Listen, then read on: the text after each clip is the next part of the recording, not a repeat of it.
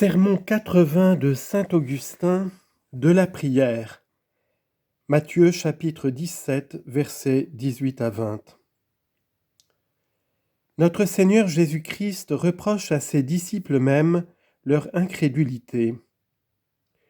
Nous l'avons vu pendant la lecture de l'Évangile, comment ses disciples lui demandaient « Pourquoi n'avons-nous pu chasser ce démon ?» C'est à cause de votre incrédulité, leur répondit-il. Ah, si les apôtres sont incrédules, qui sera fidèle? Et que deviendront les agneaux si les brebis chancellent? Toutefois, la miséricorde divine ne les abandonne point dans leur incrédulité. Elle les reprend, elle les instruit, elle les élève à la perfection et les couronne. Aussi pénétrés de leur faiblesse, ils disent quelque part, nous l'avons lu dans l'Évangile, « Seigneur, augmentez notre foi. » Luc 17, 6.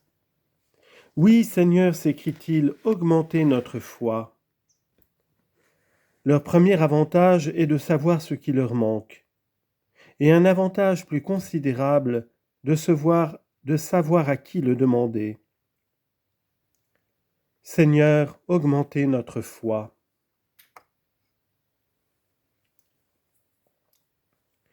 N'était-ce pas porter leur cœur à la source et frapper afin d'obtenir qu'elle s'ouvrît pour les remplir?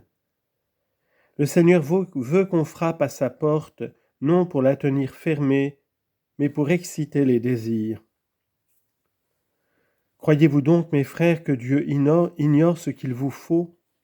Il le sait. Il connaît notre pauvreté et prévient nos désirs. Aussi, lorsqu'il apprend à prier et qu'il avertit ses apôtres de ne point parler beaucoup dans la prière, gardez-vous, disait-il, de parler beaucoup en priant, car votre Père céleste sait de quoi vous avez besoin avant que vous le lui demandiez. Matthieu 6, 7 à 8.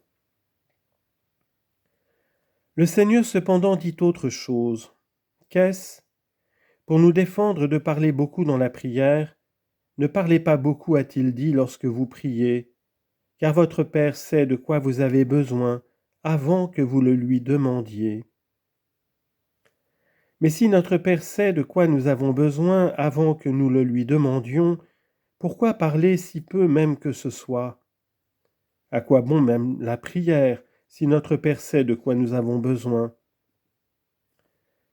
Il dit à chacun, ne me prie pas longuement, je sais ce qu'il te faut. Si vous savez ce qu'il me faut, Seigneur, pourquoi vous priez même tant soit peu? Vous ne voulez pas que ma supplique soit longue, vous exigez même qu'elle soit presque nulle. Mais qu'enseigne-t-il ailleurs différemment? Il dit bien, ne parlez pas longuement dans la prière. Cependant, il dit encore en un autre endroit, demandez et vous recevrez. Et pour ôter la pensée qu'il n'aurait recommandé la prière que d'une manière accidentelle, il ajoute, cherchez et vous trouverez.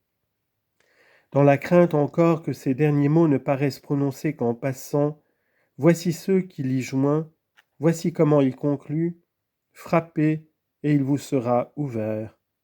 Matthieu 7, 7. Ainsi donc, il veut que l'on demande pour recevoir, que l'on cherche pour trouver, et que pour entrer, on frappe. Mais puisque notre Père sait d'avance de quoi nous avons besoin, pourquoi demander? Pourquoi chercher? Pourquoi frapper? Pourquoi en demandant, en cherchant et en frappant, nous fatiguer à instruire plus savants que nous? Ailleurs encore, le Seigneur parle ainsi, « Il faut prier toujours sans jamais se lasser. » Luc 18, 1. S'il faut prier beaucoup, comment dire « Gardez-vous de parler beaucoup » ? Comment prier toujours quand on finit si tôt? D'un côté, vous me commandez de terminer promptement. D'autre part, vous m'ordonnez de prier toujours sans me lasser. Qu'est-ce que cela signifie? Eh bien, prie aussi pour comprendre, cherche et frappe à la porte. Si ce mystère est profond, ce n'est pas pour se rendre impénétrable, c'est pour nous exercer. Ainsi donc, mes frères, nous devons vous exhorter tous à la prière, et nous avec vous. Au milieu des maux innombrables de ce monde, nous n'avons d'autre espoir que de frapper par la prière, que de croire invariablement que notre Père ne nous refuse que ce qu'il sait ne pas nous convenir. Tu sais bien ce que tu désires, mais lui connaît ce qu'il te faut. Figure-toi que tu es malade et entre les mains d'un médecin, ce qui est incontestable. Notre vie en effet n'est qu'une maladie, et une longue vie n'est qu'une longue maladie. Figure-toi donc que tu es malade entre les mains d'un médecin. Tu voudrais boire du vin nouveau, tu voudrais en demander à ce médecin. On ne t'empêche pas d'en demander, car il pourrait se faire qu'il ne te nuisit pas et qu'il te fût même bon d'en prendre. Ne crains donc pas d'en demander, demande sans hésitation, mais ne t'attriste point si on t'en refuse. Voilà ta confiance à l'homme qui soigne ton corps, et tu n'en aurais pas infiniment plus envers Dieu, qui est à la fois le médecin, le créateur et le réparateur de ton corps, aussi bien que de ton âme. Le Seigneur, dans ce passage, nous invite donc à la prière. Car après avoir dit « c'est à cause de votre incrédulité que vous n'avez pu chasser ce démon », il termine ainsi « Cette espèce ne se retire que devant les jeûnes et les prières. » Mais si l'on prie pour chasser un démon étranger, ne le doit-on pas beaucoup plus pour se délivrer de sa propre avarice, pour se guérir de l'ivrognerie, pour renoncer à l'impureté, pour se purifier de toute souillure? Combien, hélas, de défauts qui excluent du royaume des cieux si l'on ne s'en dépouille. Considérez, frères, avec quelles instances on demande à un médecin la santé du corps. Qu'un homme soit atteint d'une maladie mortelle, rougira-t-il, lui en coûtera-t-il de se jeter aux pieds d'un médecin habile, de les arroser de ses larmes? Et si ce médecin lui dit « impossible de te guérir, à moins de te lier et d'employer sur toi le fer et le feu », fais ce que tu voudras, répond le malade, guéris-moi seulement. Avec quelle ardeur on désire recouvrer une santé éphémère qui s'évanouit comme la vapeur, puisqu'afin de la réparer on ne craint ni les chaînes, ni le fer, ni le feu, et qu'on consent à être surveillé pour ne pas manger, pour ne pas boire ce qui plaît, ni quand on le voudrait. Pour mourir un peu plus tard, il n'est rien qu'on ne souffre, et on ne veut rien souffrir pour ne mourir jamais. Si notre céleste médecin, si Dieu venait à te demander « Veux-tu être guéri ?» que lui répondrais-tu sinon « Je le veux » ? Et si tu ne lui faisais pas cette réponse, c'est que tu ne te croirais pas malade, et tu le serais bien davantage. Suppose ici deux malades, l'un qui supplie son médecin avec larmes, et l'autre qui, dans l'excès et l'aveuglement de son mal, se moque de lui. Le médecin donne espoir au premier, il déplore le sort du second. Pourquoi ?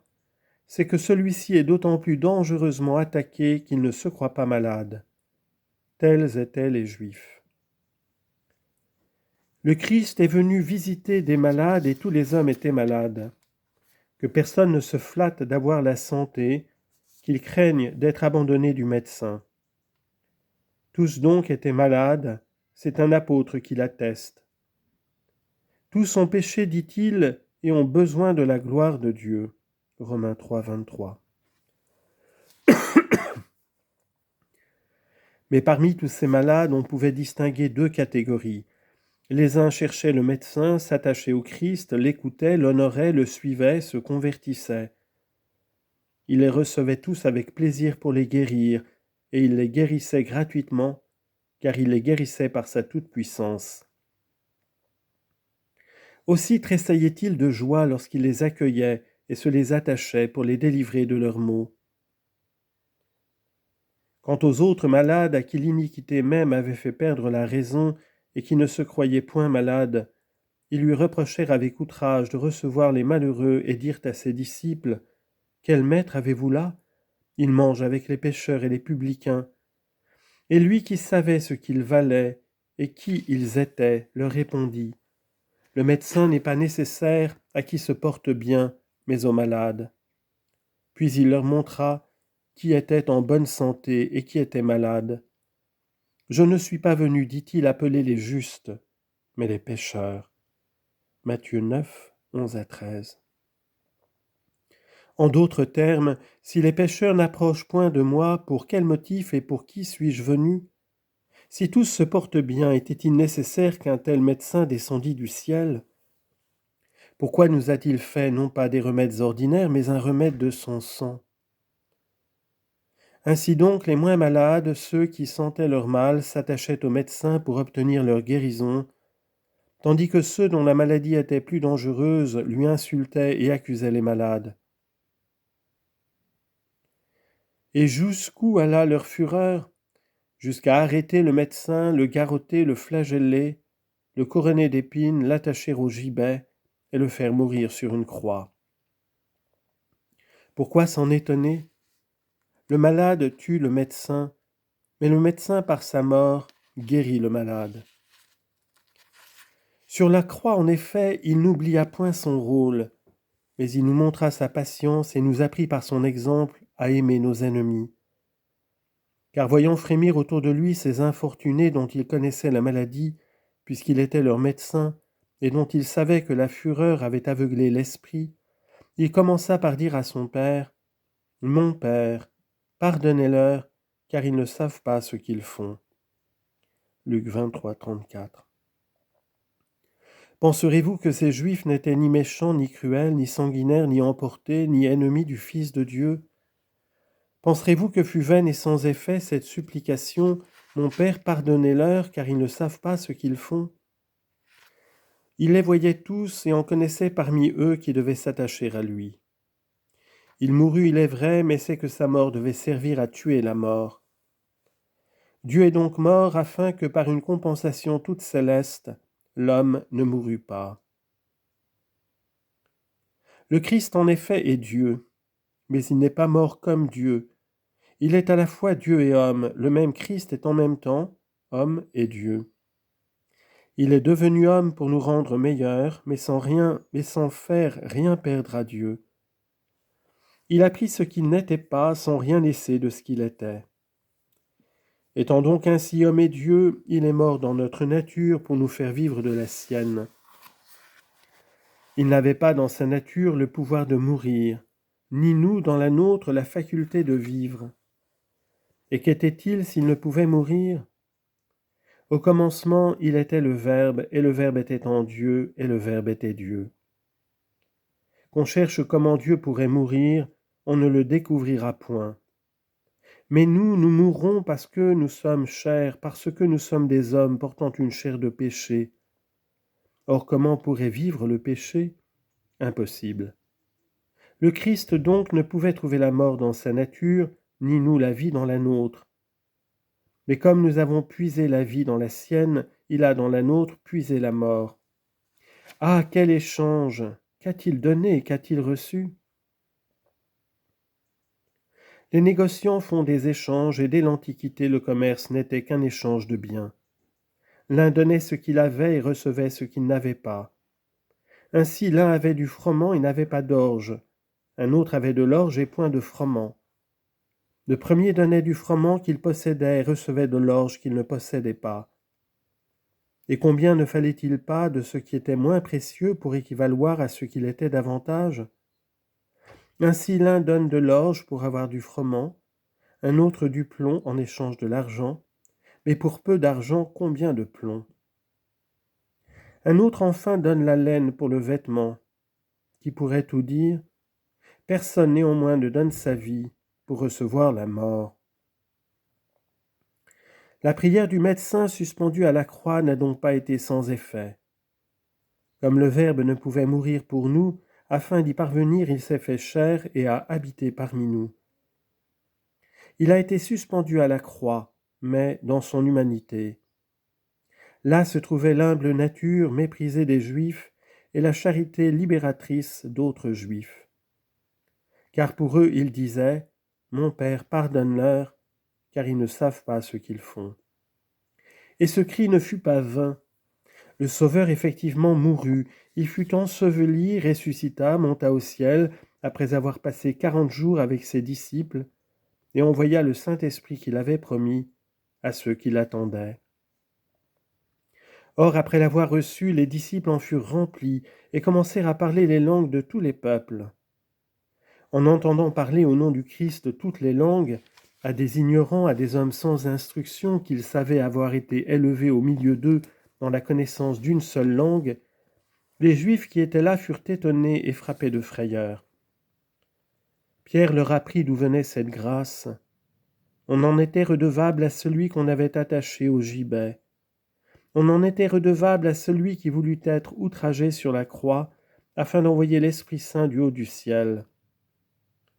Pierre fut entendu avec foi de ceux pour qui il avait été dit « Mon Père, pardonnez-leur, car ils ne savent pas ce qu'ils font. » Ils crurent donc, furent baptisés et se convertirent. Mais quelle conversion! Ils buvaient avec foi le sang qu'ils avaient répandu avec fureur.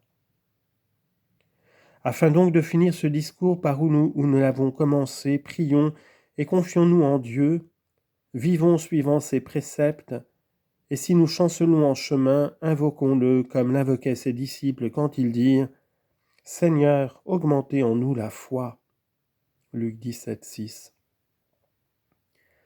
Pierre aussi chancela après avoir mis sa confiance en lui. Cependant il ne fut ni délaissé ni englouti, mais relevé et sauvé. D'où venait en effet sa confiance, non pas de ses propres forces, mais de la puissance du Seigneur. Comment ? Si c'est vous, Seigneur, ordonnez-moi d'aller à vous sur les eaux. Le Seigneur alors marchait sur les eaux. Si c'est vous, ordonnez-moi d'aller à vous sur les eaux, car si c'est vous, je sais qu'ordonner, c'est faire. Viens, reprit le Seigneur. À cette parole, Pierre descendit, mais son infirmité le fit trembler. Seigneur, s'écria-t-il aussitôt, sauvez-moi. Le Seigneur le prit par la main, homme de peu de foi, lui dit-il, pourquoi t'es-tu défié? Ainsi c'est le Seigneur qui l'appela à lui, et le Seigneur encore qui le raffermit au moment où il chancelait et tremblait. Et de cette manière s'accomplit cette parole d'un psaume, quand je disais mon pied chancelle, votre miséricorde, Seigneur, me soutenait. Psaume 93, verset 18. Il y a bien deux sortes de bienfaits, les bienfaits temporels et les bienfaits éternels. Les bienfaits temporels sont la santé, la richesse, l'honneur, les amis, la maison, les enfants, l'épouse et tous les autres avantages de cette vie où nous sommes voyageurs. Considérons-nous donc ici comme dans une hôtellerie où nous ne faisons que passer sans en être les vrais possesseurs. Quant aux biens éternels, ce sont d'abord l'éternelle vie elle-même, l'incorruptibilité et l'immortalité du corps et de l'âme, la société des anges, une habitation céleste, une couronne immarcessible, un père et une patrie qui ne connaissent ni mort ni ennemi. Voilà les biens qu'il nous faut désirer de tout notre cœur, demander avec une infatigable persévérance, et moins par de longs discours que par de sincères gémissements. La langue fût-elle immobile, le désir est toujours une prière. Désirer toujours, c'est toujours prier. Quand la prière s'assoupit-elle, c'est quand s'est refroidi le désir. Ainsi donc, sollicitons de toute notre ardeur ces biens éternels, cherchons-les avec toute l'application possible, demandons-les sans crainte. Ils ne sauraient nuire et ils ne peuvent qu'être utiles à qui les possède, au lieu que les biens temporels peuvent être nuisibles aussi bien qu'avantageux. Combien n'ont pas profité de la pauvreté et souffert des richesses, profité dans la vie privée et souffert dans les grands emplois? D'autres, au contraire, ont tiré avantage de l'opulence et des honneurs. Ils en ont profité quand ils en faisaient bon usage, et en faisant mauvais usage, ils ont plutôt trouvé leur perte à les posséder.